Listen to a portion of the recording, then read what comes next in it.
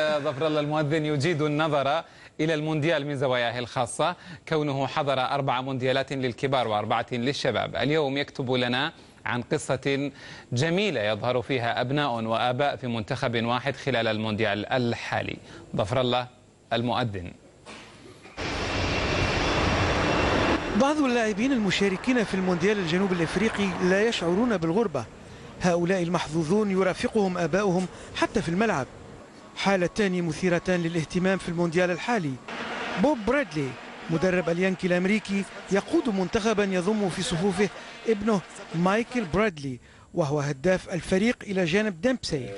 ويحرص بوب على أن تكون علاقته مع ابنه علاقة عادية حتى لا يتهم بالمحاباة، وهو يعامله على قدم المساواة مع بقية زملائه الآخرين. ويقول بوب: أخشى ما أخشى أن أتهم بالمحسوبية، لهذا أعامل ابني مثل البقية.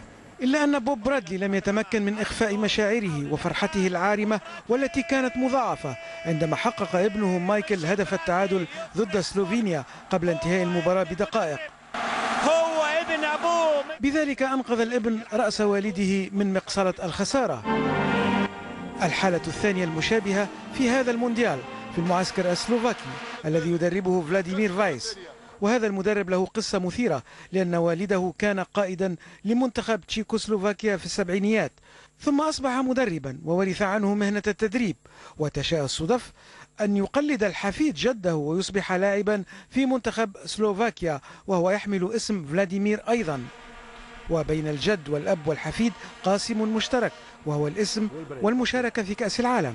حالة أخرى شهيرة جمعت الأب والابن في نفس المنتخب، ففي مونديال 98 كان تشيزاري مالديني يقود إيطاليا، وتحت لوائه لاعب اسمه باولو مالديني، وهو اللاعب الأسطوري لنادي الميلان ومنتخب إيطاليا. وتشيزاري أيضا كان يحرص على أن تكون علاقته مع ابنه في الملعب مثل علاقته مع بقية اللاعبين الآخرين حتى لا يتهم بالمحسوبية والمحاباة.